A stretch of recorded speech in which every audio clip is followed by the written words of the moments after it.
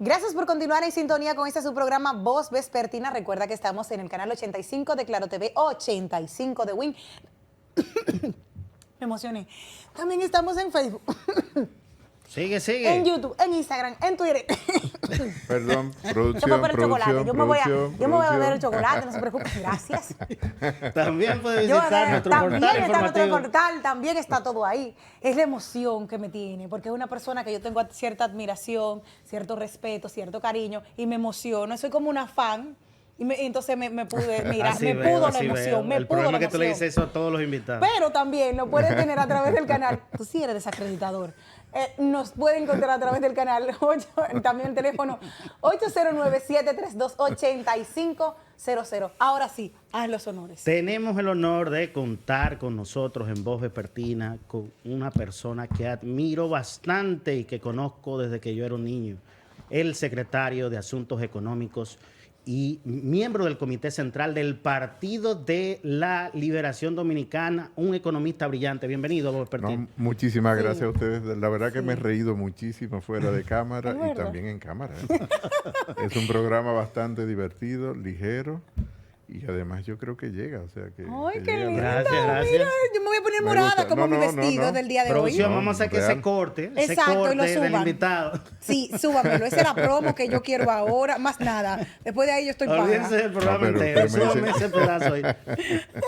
No, gracias por invitarme y compartir con ustedes. Nosotros qué bueno comenzar con esta alegría de la invitación, aunque vamos a hablar de temas un poco complicados. Pero bueno, Sí. No, lo vamos a hacer lo más simple posible, aunque el Ay, sí, tema qué bueno. Le voy sea a preguntar complicado, algo sí. que siempre he querido saber. Sí, por favor. ¿Qué es la macroeconomía? Siempre lo digo aquí, porque la gente cada vez que te quiere confundir, te habla de la macroeconomía, que tú no entiendes nada y te quedas en el aire. Cada vez que te quieren confundir o quieren confundir, empiezan por ahí.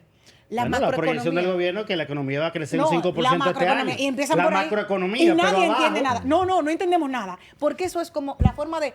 te voy a decir algo. Esta es la nebulosa, la macroeconomía, y nunca me lo detallan aplatanadamente para mí, que yo vengo economía 014.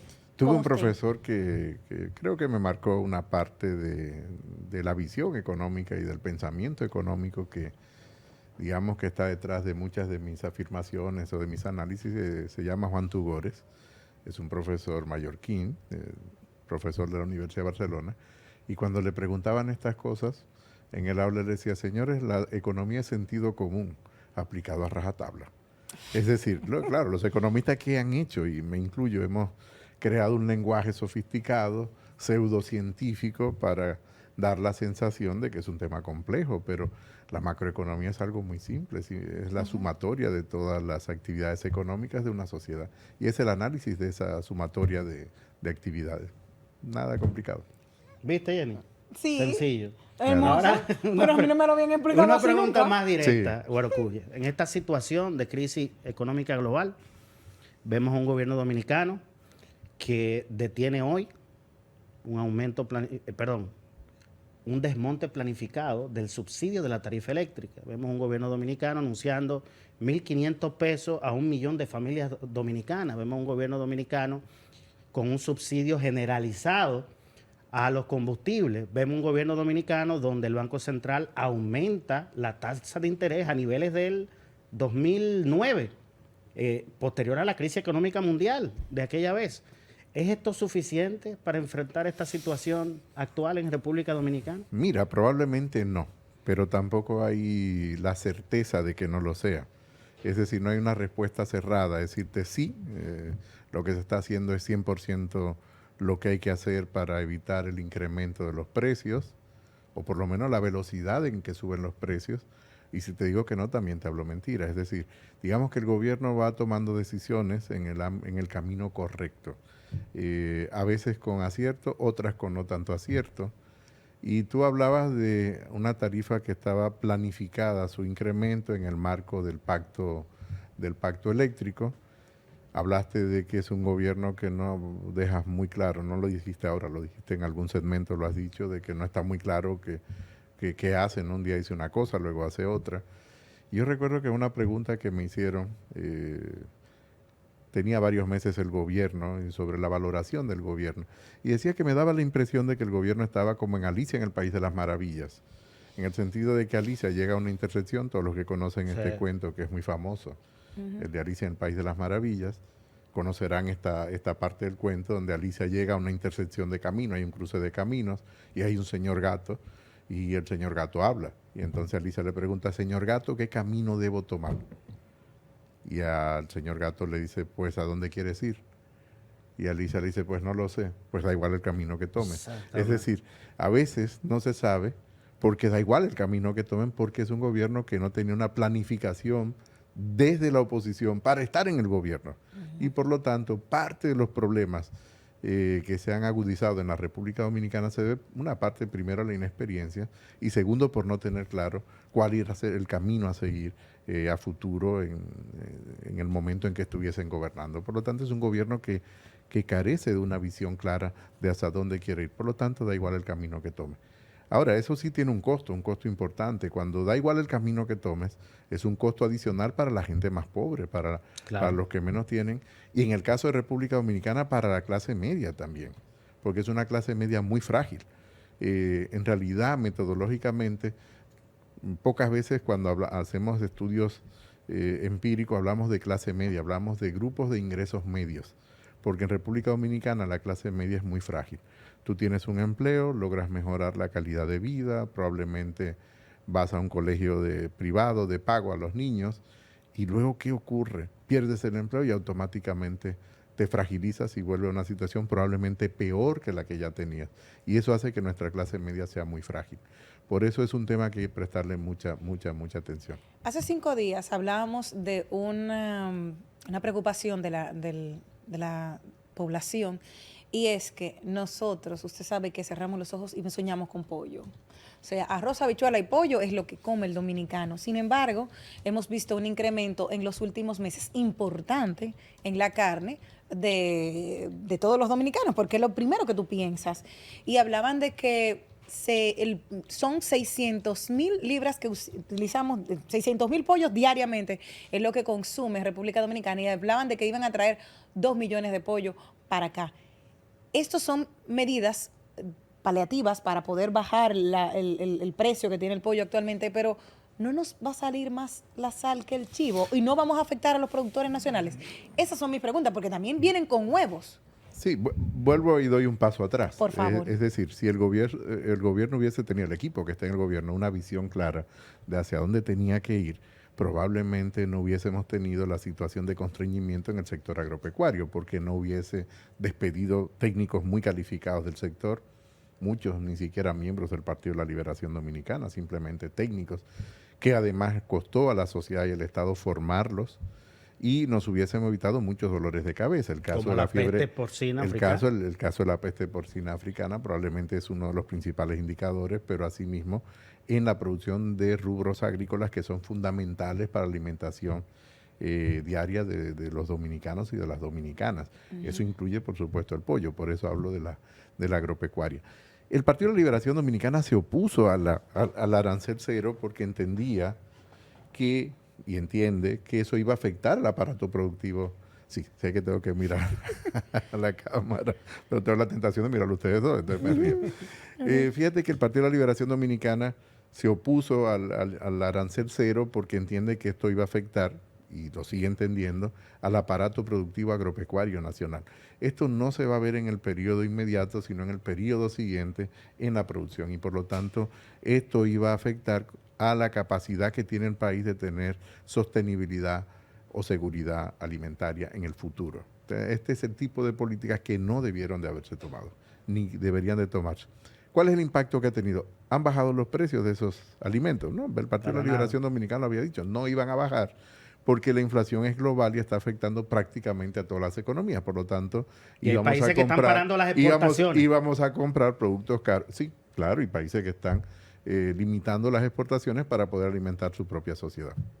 Entonces, en ese sentido... Al final vamos a terminar dañando a nuestros productores nacionales. Ya estamos dañando, ya hemos dañado el aparato productivo nacional en el sector agropecuario. O sea, ya está afectado y por lo tanto el costo de volver a recuperar eso ahora será mucho mayor. Ese es el tema. Cuando se toman decisiones de política en sentido amplio y de política económica de manera muy particular, hay que entender que las decisiones no son neutrales, benefician y perjudican. Por lo regular, lo que se intenta buscar es lo que los economistas llaman, voy a decirlo técnicamente, pero es algo muy simple, un óptimo de Pareto. Es decir, si yo te mejoro a ti, por lo menos que no se perjudique Hernán. Ese sería el óptimo de Pareto. Yo mejoro un sector, no perjudico a otro. En este caso son múltiples sectores que están siendo perjudicados y por lo tanto no nos situamos en ese balance del óptimo de Pareto. Estamos viendo el impacto de la pandemia y la guerra entre Rusia y Ucrania, pero se está hablando de recesión económica en Estados Unidos en los próximos 12 meses, se está hablando de recesión económica en Europa. Yo decía ahorita, algunos especialistas están hablando de esta inflación, de lo poco que yo sé de economía, yo sé, tratemos de evitar esta inflación, que es el cuco de la crisis. ¿Cómo podría afectar una recesión económica en Estados Unidos y en Europa, República Dominicana, en este contexto actual? Bueno, tengo que hacer una explicación un poco más amplia. Primero, el impacto del COVID no ha sido simétrico, también técnico. Es decir, no ha sido igual para todo el mundo. Sí es verdad que la economía mundo se detuvo, pero a velocidades diferentes se recupera. Sí. ¿Qué quiere decir esto? Que no impacta, la pandemia no impactó a la economía europea como impactó a la economía norteamericana de manera equivalente, ni a la economía dominicana, por supuesto. El otro punto es que la guerra, es decir, la invasión de Rusia a Ucrania, la ocupación de Rusia a Ucrania, no impacta tampoco de manera similar a la economía europea que la economía de Estados Unidos. La economía europea ha sido mucho más impactada por la guerra que la economía norteamericana. Claro. La economía norteamericana, voy a decirlo también técnicamente y luego me traduzco a mí mismo, es una economía relativamente cerrada. ¿Qué quiere decir esto? Que de cada dólar que produce, solo 22 centavos en promedio vienen del comercio exterior, de lo que compra y de lo que vende. Oh. República Dominicana, para que tengamos una idea, es el doble. Y China es el doble. Eso quiere decir que la economía China, comparada con la norteamericana, es una economía abierta, 44 centavos en promedio. Esto varía de un año a otro. De lo que produce China proviene del comercio exterior y Estados Unidos solo 22. Por lo tanto, los impactos de lo que ocurre en los flujos de comercio internacional o los flujos financieros o los flujos migratorios son diferentes para cada economía. La economía norteamericana impacta en menor grado que lo que impacta una economía más abierta, como la economía dominicana. Dicho esto, la economía norteamericana, si se impacta negativamente o cuando se impacta negativamente, afecta de manera muy directa a la economía de la República Dominicana, porque es nuestro principal socio comercial y nosotros estamos en la zona dólar. Por lo tanto, es muy directo el impacto que nosotros recibimos. Y piensa que el mercado de trabajo de República Dominicana se equilibra, es decir, la economía dominicana, la sociedad dominicana produce más personas, genera más personas buscando empleo que los empleos que hay, y la mayor parte de ese equilibrio lo buscamos entre la oferta de trabajo y la demanda de trabajo cuando la gente migra. ¿Dónde migra la gente? Fundamentalmente a Estados Unidos y a la Unión Europea.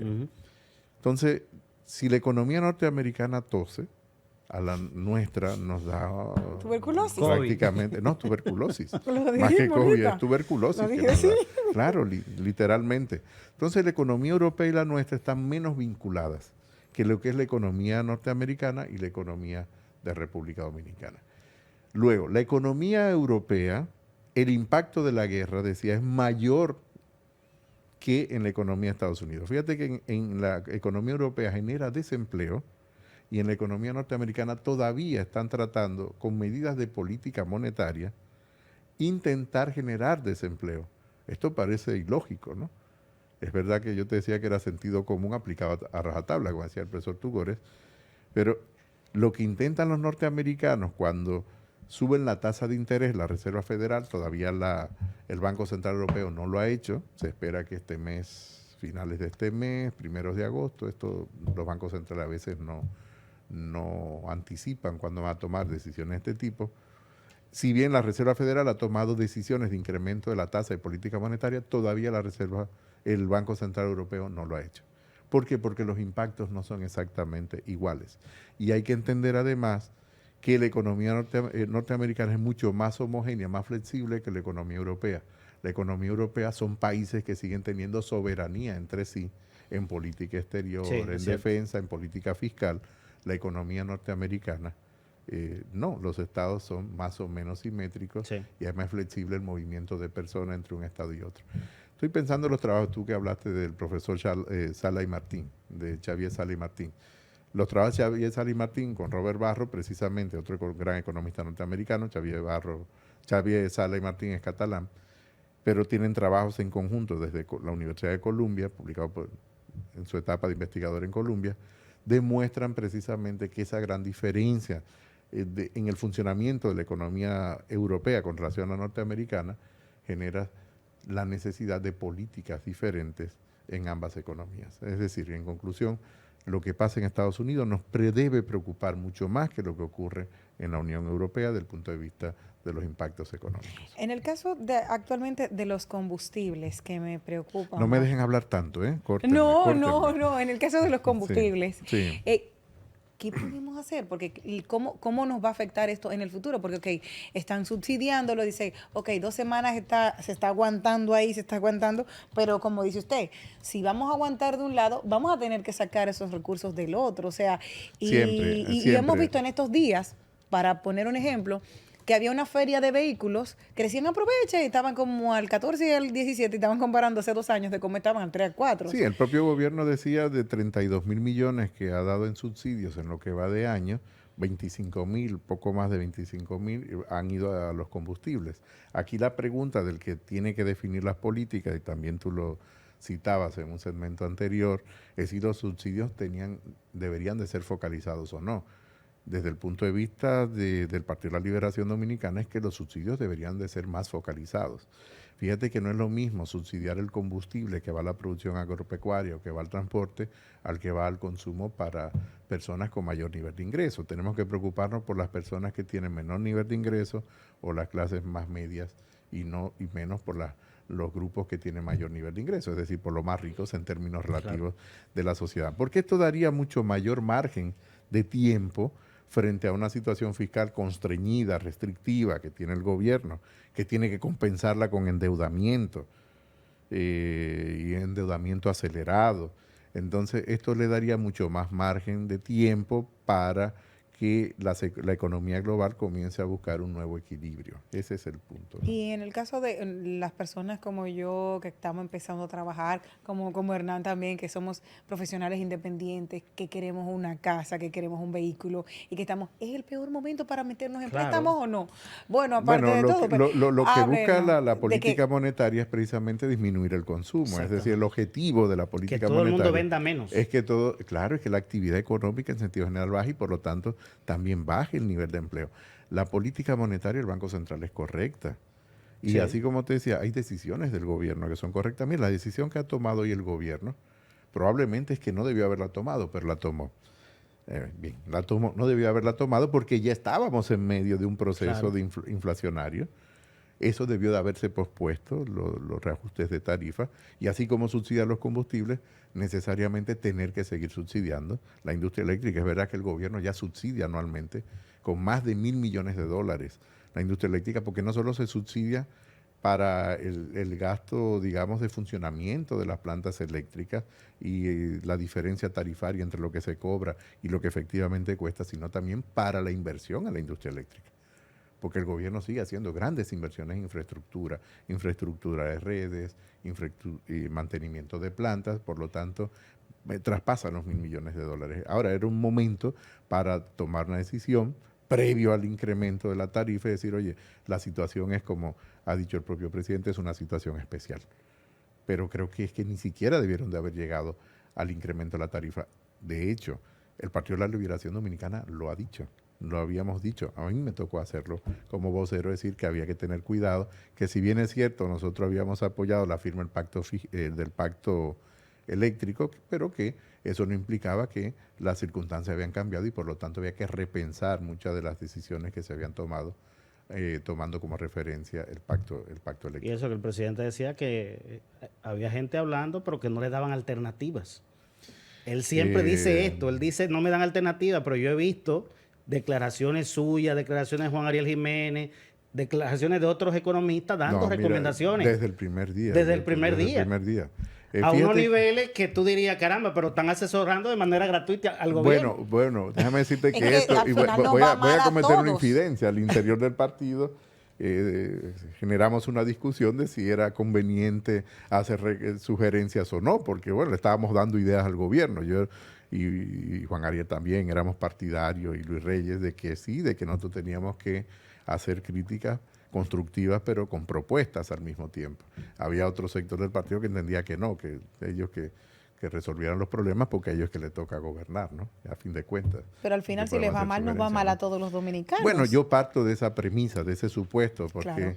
y lo he dicho, el Partido de la Liberación Dominicana no tiene interés de que el gobierno le vaya mal. Yo creo que nosotros tenemos que volver a ganarnos el favor de la sociedad en base a nuestras propuestas y al buen comportamiento de los militantes del Partido de la Liberación Dominicana, pero no sobre la base de apostar al fracaso del gobierno, porque si el gobierno fracasa, fracasamos todos. O sea, no fracasa el PRM, fracasa la sociedad dominicana en su conjunto. Claro. Guarocuya, ayer había un panel de economistas de INTEC por el Día Nacional del Economista y discutieron varios temas. Ahí estaba Magdalena Lizardo, que tú la conoces, y otros economistas importantes de la República Dominicana. Ellos estaban discutiendo, entre muchos temas, como dije, el tema del impuesto a las plataformas digitales, que el director actual de Impuestos Internos, y usted fue director de Impuestos Internos, él dijo que el impuesto que se le va a poner es a las empresas y que eso no se va a traspasar supuestamente a los clientes. Pero estos economistas prestigiosos ayer en ese panel dijeron que no hay forma de que eso no se lo traspasen a los clientes. Y estamos hablando no solo de Netflix, que tú pudieras considerarlo un lujo. Estamos hablando de Airbnb, estamos hablando de Uber, estamos hablando de todas las plataformas digitales. ¿Cuál es su opinión respecto a ese tema? Ya la han dado los economistas, pero ya, fíjate que el Partido de la Liberación Dominicana fijó posición respecto a este tema cuando sacaron la norma consulta. Y si busca ahí en las redes lo vas a encontrar, el Partido de la Liberación Dominicana. Me tocó a mí también como vocero en el área económica la lectura del documento. Fíjate, no hay posibilidad de que eso no se traspase al consumidor final. El impuesto de cualquier naturaleza termina siempre pagándolo el consumidor final, salvo que tú graves el impuesto sobre la renta de las empresas, que es otra cosa. Y no es el caso de lo que está haciendo ahora el gobierno, intentando gravar estas plataformas que dan servicio de streaming, como se les denomina ahora. Y nosotros recomendamos que en este momento tampoco lo incrementaran, porque va a afectar fundamentalmente a los grupos más medios de la sociedad. Clase media. Si tú tenías a la gente confinada durante prácticamente 2 años y la única opción que se tenía, por ejemplo, era mirar una de las plataformas que tú has mencionado. Países de vacaciones y claro, reducir los costos. Pero al mismo tiempo, si tú incrementas el acceso a determinados programas de software, el costo de acceso, que era lo que se intentaba en esa norma en su momento, o Airbnb, entonces tú estás creando un problema para los grupos de ingresos medios. Los grupos más ricos no viven de eso. Son los ingresos medios los que viven de eso. Entonces es un tema que, tal como se ha replanteado, el tema de los de la tarifa eléctrica, es un tema para repensarlo y dar un paso atrás y dejar eso así. Es decir, no establecerlo y después tener que dar hacia atrás, como se ha hecho con el subsidio a los combustibles. Como se ha hecho con el subsidio y sobre todo con a la electricidad o la tarifa de la electricidad. Esas plataformas, don Guarocuya, lo tomaron en cuenta, dijeron que habían perdido muchos suscriptores.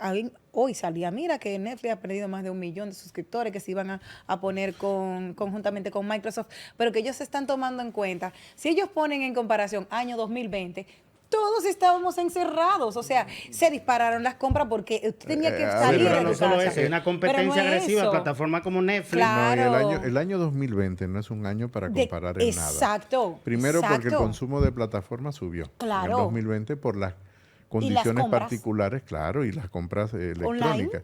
Y fíjate que soy partidario de que esto se discuta en el marco del pacto fiscal. Pero no soy partidario de que estemos tomando decisiones aisladas, sino que la tomemos con una visión de conjunto, porque seguimos tomando decisiones aisladas desde el punto de vista de la estructura tributaria del país, que luego le dificulta a la propia administración tributaria la gestión de esa estructura. Es un tema que va más allá ahora de si las plataformas o no. Es una reflexión que hago en voz alta, en el sentido de que el momento no es el más conveniente, no es el más apropiado, pero al mismo tiempo no ver esto de manera aislada, sino de verlo de manera conjunta con el resto de la tributación. Pero, Cuya, ¿por qué es tan difícil implementar impuestos progresivos en República Dominicana? Yo recuerdo que tú eras director de impuestos internos cuando se estableció el 1% a la placa. Creo que era un 1%, ¿verdad? Que el que trajo un Ferrari, que se compra un Ferrari, pague por eso. Pero si yo me compro un Honda Civic, yo tengo que pagar en función a que un Honda Civic. ¿Por qué es tan difícil? Por algo muy simple. La mejor análisis sociológico de la estructura de poder, de sociología del poder de una sociedad, la estructura impositiva. Cada impuesto tiene nombre y apellido. Y sobre todo en estructuras oligopólicas o monopólicas de economías pequeñas como la nuestra, pero aún en Estados Unidos. ¿Qué quiere decir esto? Que aquellos que tienen mayor capacidad de lobby, de negociación, establecen a conveniencia la estructura impositiva que les permite operar o mantener una tasa de beneficio o una sobretasa de beneficio en la economía donde opera. La industria turística, bien, funciona, pero funciona con altos niveles de exención. Yo no estoy diciendo que hay que quitarlo, estoy diciendo lo que hay. Y el presidente dijo que... Yo entiendo que puede caminar sola la industria turística, bien, pero no le ha quitado las excepciones. Estoy diciendo esto. Misma línea. Pero lo mismo ocurre con otros sectores, o la industria en zona franca, la industria en fronteras. Es decir, tenemos varios regímenes tributarios en República Dominicana. No es un único régimen, un territorio muy pequeño.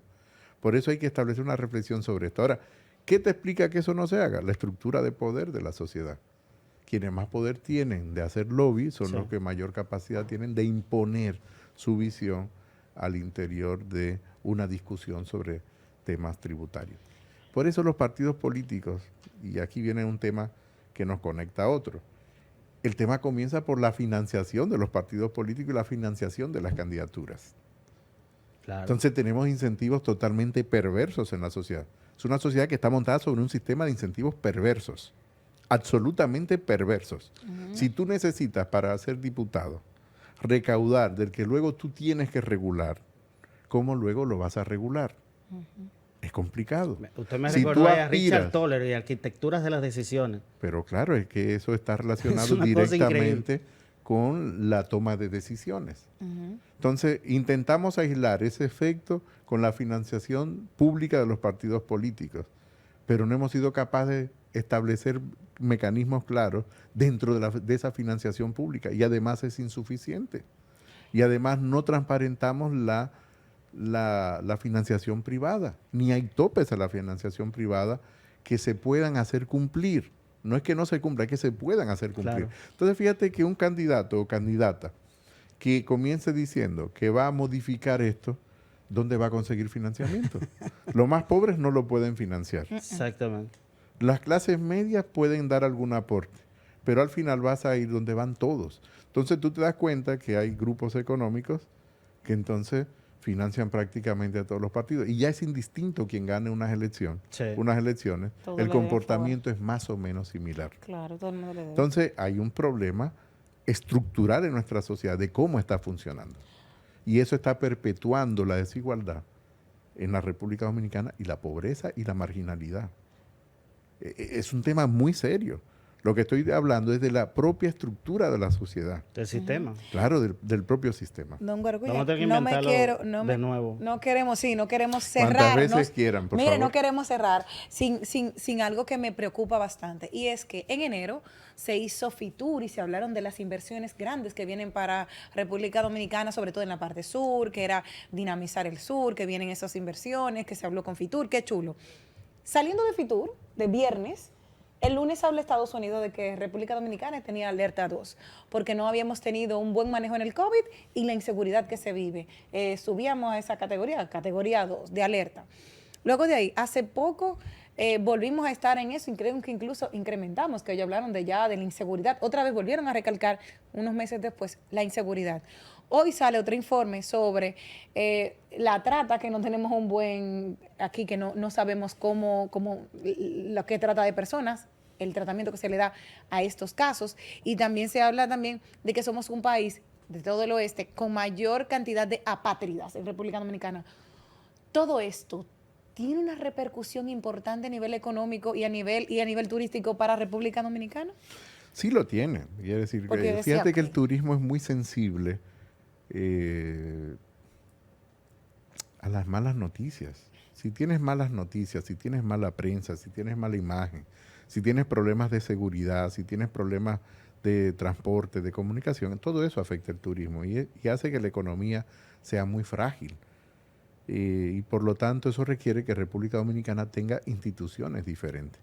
Por eso yo entiendo, y yo como ya hemos llegado al final de este programa, que el Partido de la Liberación Dominicana tiene que reflexionar sobre sus nuevas propuestas de política pública, su nueva propuesta electoral, porque tenemos que ir a cambiar el fondo, determinadas estructuras de comportamiento en la sociedad y determinadas estructuras de poder dentro de la sociedad, prohijadas por los propios partidos, incluyendo el Partido de la Liberación Dominicana, porque seguir ese derrotero nos puede llevar en futuro a un absoluto fracaso como sociedad democrática y como democracia todavía no consolidada. Quiere decir que esto va más allá de la economía, esto va más allá de un simple análisis partidario. Esto tiene que ser un análisis, una reflexión que intento hacer, que debe ser para toda la sociedad, incluyendo los grupos más poderosos de la sociedad. Que porque, tienen que entender que la democracia soy pro-empresa, quiere decir, no soy anti-empresa, soy pro-empresa. Creo en la economía de mercado. Además, he participado en regular la economía de mercado como hacedor y decisor de política y asesor en política. Pero tenemos que repensar los incentivos sobre los cuales funciona la sociedad. No puede ser que República Dominicana siga siendo una economía en apartheid. Tenemos escuelas de pobres, colegios de ricos. Fíjate que hasta los nombres cambian. Tenemos barrios de pobres. Sectores de ricos, residenciales de ricos. Tenemos guaguas de pobres, autobuses de ricos. Tenemos hospitales de pobres, clínicas de ricos. Fíjate que hasta el lenguaje nosotros tenemos que modificar en República Dominicana para poder construir una sociedad mucho más inclusiva, pero no puede ser solo en las palabras, tiene que ser exactamente en los hechos. Ustedes se han puesto, y dejo esta reflexión sobre la mesa, a pensar que hemos construido un país de tercera categoría, de cuarta categoría, de quinta categoría, ni siquiera de tercera, del punto de vista urbano, del punto de vista de la calidad de las viviendas, donde vivimos en un país marginal. Eso es lo que hemos construido con los años. Y es una aceptación de una parte de responsabilidad como miembro de un partido que duró muchos años en el poder. Tengo que reconocerlo. Hay temas que no se le prestó la debida atención. Así es. Entonces, hemos creado un país en la marginalidad, en la desigualdad y en la miseria. Sí, tenemos un sector dinámico, moderno, productivo, es el sector que se inserta en la economía internacional, pero sigue siendo un país emisor de inmigrantes y receptor de inmigrantes. Y al mismo tiempo, reitero, que vive en la marginalidad. Esto es un tema, tengo que plantearlo. Claro. Yo sé que a algunos compañeros probablemente no les guste lo que estoy diciendo, pero este es el tipo de reflexión que tiene que hacerse desde una organización política para poder hacer las propuestas correctas. Y déjame decirte que el sector empresarial dominicano es un sector que actúa con responsabilidad en sentido general. No nos dejemos llevar por los fuegos artificiales, sino que vayamos al corazón del sector empresarial dominicano y veremos que ser empresario en República Dominicana no es fácil. Es un sacrificio cada día. Los empresarios están expuestos a altos costos. Piensen ustedes que están ahora como profesionales independientes, me incluyo. Intento estar como profesional, no me es fácil. Pero piensa en tener una pequeña oficina. Solo con pensar, contratar a un auxiliar o una auxiliar, ya tú tienes una deuda contingente. No la has contratado, has pensado, no has producido el primer peso y ya debes. tú te registras como profesional liberal en la DGI, A ver, ya entonces, está generando unos entonces compromisos. lo que te quiero decir, tenemos que repensar esto, porque todos estamos siendo afectados. Y hago esta reflexión sobre las empresas, porque producir aquí cada día es difícil. Sí. Y lo digo desde la propia experiencia de haber sido regulador, porque he tenido la suerte de trabajar por el lado del gasto, en planificación e Sí. inversión pública, por el lado del ingreso, siendo responsable de recaudaciones, y por el lado del financiamiento, tanto pues, cuando fui regulador del mercado de valores como en Bandets. Es decir, he visto el ciclo completo de la política económica, ingreso, gasto y crédito. Y esto me lleva a una reflexión muy profunda. Y de no hacer esto, no vamos bien. O sea, no vamos bien. Para los hombres de poder, el triunfo no está en alcanzarlo, sino en merecerlo, decía Juan Bosch. Y estoy absolutamente de acuerdo con eso. Muchísimas gracias, Muchísimas Orocovi. Un gracias a placer ustedes. haberte tenido. El placer es Sumamente mío. felices. Muchas gracias. Me deja satisfecha y al menos ya sé que es la macroeconomía. Ya me voy contenta. Yo creo que estoy paga el día de hoy. Orocovi, un profesor nato. Todo, claro, Muchas todos gracias. los días, todos Sí. los días. Nosotros vamos a una pequeñísima pausa y retornamos en breve. No se vayan.